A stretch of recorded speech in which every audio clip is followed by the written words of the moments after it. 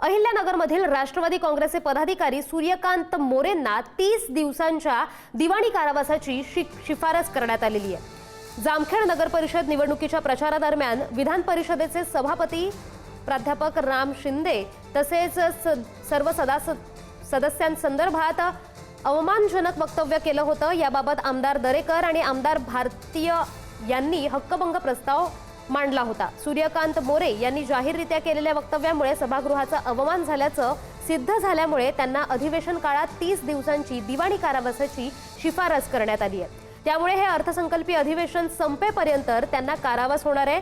त्यानंतर त्यांना सोडून देण्यात येईल। त्यानंतर पुन्हा पुढच्या अधिवेशन काळात त्यांना तुरुंगात जाऊन उर्वरित कालावधी पूर्ण करावा लागेल। हे माझ्या माहितीनुसार 70 का 75 आमदाराच्या सभागृहाचे सभापती आणि हे सांगतात मी कायदे बनवतो। हे कायदे बनत नाही, कायदा दादाच्या सभागृहात बनले जातात। म्हणजे विधानसभेत पारित करायला तो ठराव जातो विधान परिषदेत आणि त्यांनी फक्त मास्तर जसा शाळेतले पोरं मोजतो तसं बघायचं, ठरवायच्या बाजून किती मतदान झालं मोजायचंय आणि इकडे नाही झालं तेवढं मोजायचंय। तेवढाच अधिकार आहे, बाकी काही अधिकार नाही। मिरवायचं पद आहे, उडालेले बल्ब ज्याला आपण म्हणतो असे सगळे पुढे बसलेले असतील। कोणी पिक्चर मधून आलेला, कोणी नाटकातून आलेला, कोणी क्रिकेट मधून आलेला, कोणी म्हाताऱ्या माणसातून गेलेला, असले सगळे उडालेले बल्ब तिथे।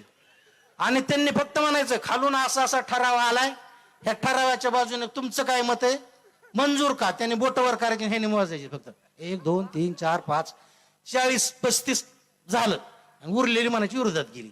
एवढंच काम आहे, बाकी काही काम नाही। हिवाळी अधिवेशन झालं 7-8 दिवस त्यांचं चालतं, पावसाळी अधिवेशन 7-8 दिवस, उन्हाळी अधिवेशन 7-8 दिवस, सगळे दिवस मोजले तर 30 दिवस काम आहे। किती? 365 दिवसातलं किती दिवस काम आहे? 30 दिवस। 335 दिवस काय काम आहे?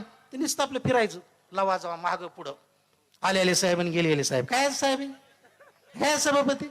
अरे पंचायत समितीचा सभापतीचे अधिकार आहेत ना, ते त्यांना नाहीत।